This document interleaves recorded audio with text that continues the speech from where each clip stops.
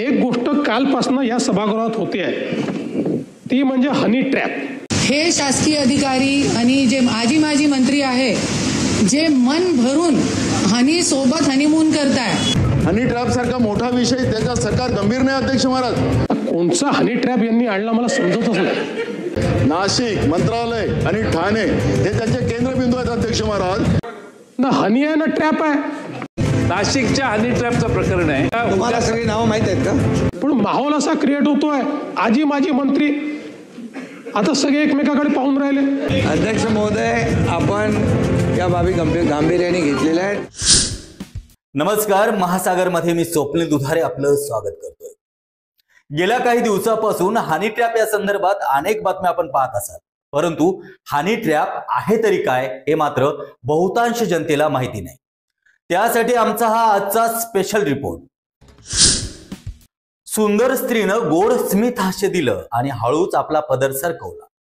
पदर सरकताच तब्बल 72 सनदी अधिकारी आणि अनेक बडे राजकीय नेते आणि मंत्री तिच्यावरती फिदा झाले आणि कॅमेरात नागडे मंत्री कैद झाले। एक मंजूळ आवाजातील स्त्रीचा फोन आल्यानंतर साहजिकच तो मंत्री असो का अधिकारी तिच्याशी जवळीक साधतो। त्याच्यानंतर कॉल वाढतात आणि कॉलवरून सरळ मुद्दा येतो तो व्हिडिओ कॉलवर। व्हिडिओ कॉल चालू असताना सुंदर स्त्री हळूच आपला पदर सरकवते आणि हे सगळे तिच्या जाळ्यात अडकतात। बोलता बोलता याच व्हिडिओ कॉलवरती कमरेखालच्या गोष्टी बोलल्या जातात आणि त्यानंतर अशा या स्त्रियांना आंबट शोकिकांना कशा पद्धतीनं जाळ्यात ओढायचं हे चांगलंच ठाऊक असतं। व्हिडिओ कॉलवरती सगळ्या गप्पा झाल्यानंतर विषय येतो तो थेट प्रत्यक्ष भेटीचा।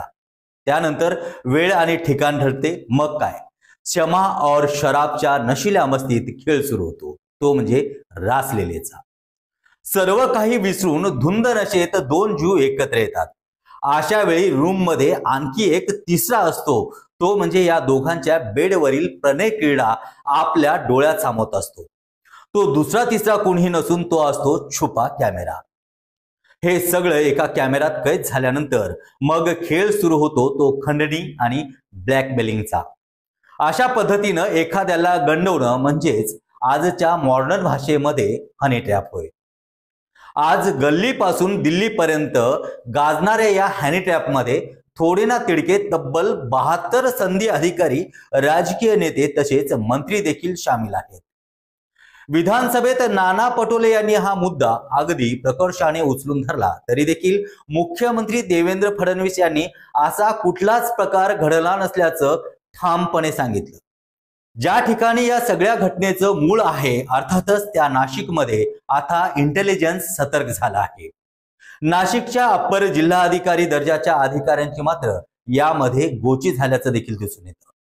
विशेष म्हणजे मुंबईचे एक विशेष तपास पथक नाशिकला चौकशीसाठी गेल्यामुळं आता चर्चेला उधाण आलं आहे। मुख्यमंत्री देवेंद्र फडणवीस हानीही नाही आणि ट्रॅपही नाही असं छातीटोकपणे सांगत असताना दुसरीकडे तपासासाठी पथक कसं पाठवतात असा प्रश्न या ठिकाणी निर्माण होतो। नाशिकमध्ये राहणाऱ्या महिलेसह ठाण्यात राहणाऱ्या एका व्यक्तीनं 1.5 महिन्यापूर्वी ठाणे पोलिसांकडे एक तक्रार दाखल केली होती। त्या दाखल तक्रारीत राज्यातील एकूण तब्बल 72 सनदी अधिकारी, माजी मंत्री, राजकीय नेते आणि पोलीस अधिकारी हनी ट्रॅप प्रकरणात अडकल्याचं नमूद करण्यात आलं आहे। विशेष म्हणजे महिलेनं दिलेल्या तक्रारीत सर्व सनदी अधिकारी, त्यांची नावं आणि त्यांची पदं देखील नमूद करण्यात आली आहे।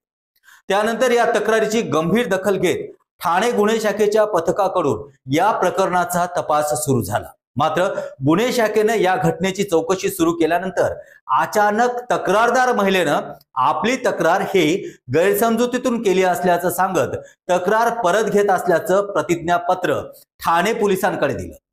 या महिलेनं दिलेल्या तक्रारीत अनेक अधिकारी आणि राजकीय नेत्यांनी शारीरिक अत्याचार करण्यात आल्याचा आरोप देखील या ठिकाणी करण्यात आला होता। नाशिक मधील एका पंचतारांकित हॉटेलमध्ये हा संपूर्ण प्रकार घडल्याची माहिती आता समोर येत आहे। अधिकारी आणि माजी मंत्र्यांना या ठिकाणी निमंत्रित करून त्यांना ट्रॅप मध्ये अडकवल्याचं समजतं। अधिकारी तसेच माजी मंत्र्यांचं आक्षेपार्ह व्हिडिओ या ठिकाणी असल्यामुळं हे ट्रॅप आहे या अधिकाऱ्यांची रासलीला हे देखील पाहणं गरजेचं आहे। दरम्यान या व्हिडिओमध्ये बडे अधिकारी आणि बडे नेते देखील दिसत असल्यामुळे याबाबत कुणीही वाच्यता करायला तयार नसल्यामुळे या प्रकरणाचं गूढ आणखीनच वाढलंय. हनी ट्रॅपमध्ये अडकलेल्या 72 वरिष्ठ अधिकाऱ्यांमधील बहुतांश अधिकारी हे सद्यस्थितीत नाशिक, पुणे, मुंबई या ठिकाणी कार्यरत असल्याची चर्चा सुरू आहे. त्यामुळे प्रशासकीय वर्तुळात मोठी अस्वस्थता पाहायला मिळत आहे. यात अधिकारी तसेच आजी माजी मंत्र्यांचे व्हिडिओ जे बाहेर आले आहेत, त्यामुळे बडे व्यक्ती आणि अधिकारी यात अडचणीत येण्याची देखील दाट शक्यता आहे. त्यामुळे हे प्रकरण दडपवण्याचा प्रयत्न होतो की काय हे देखील पाहणं गरजेचं आहे. दरम्यान हनी ट्रॅप हे प्रकरण आमदार नाना पटोले यांनी चांगलंच लावून धरलं आहे. या संदर्भात विधानसभा अध्यक्षांकडे एक पेनड्राईव्ह देखील दिला आहे. तसंच पत्रकार परिषद घेऊन नाना पटोले यांनी याकरिता स्वतंत्र SIT निर्माण करावी अशी मागणी देखील केली आहे. एकीकडे मात्र मुख्यमंत्री असा प्रकार झालाच नाही असं वारंवार सांगत असताना दुसरीकडे मात्र मुंबईचं पथक नाशिकमध्ये चौकशीसाठी पाठवत असल्याने या प्रकरणाचं गांभीर्य आता वाढलं आहे. मुख्यमंत्री फडणवीस हे प्रकरण दडपवण्याचा प्रयत्न करतात की काय अशी शंका देखील आता नागरिकातून व्यक्त केली जात आहे. तर मंडळीनो, एका स्त्रीचा पदर सरकला आणि या प्रकरणाला सुरुवात झाली. आंबट शौकीन अधिकारी आणि मंत्री या जाळ्यात चांगलेच अडकले असून हनी ट्रॅप बद्दल दररोज बातम्या येत असतात. पण त्यात आहे तरी काय आणि हनी ट्रॅप आहे तरी काय हे सर्वसामान्य जनतेला कळलंच नव्हतं. याच उद्देशाने आम्ही आज स्पेशल एपिसोड तुमच्यासाठी सादर करत आहोत. ही माहिती आपल्यास आवडल्यास नक्कीच आमच्या चॅनलला सबस्क्राईब करा आणि बेल आयकॉनला क्लिक करा.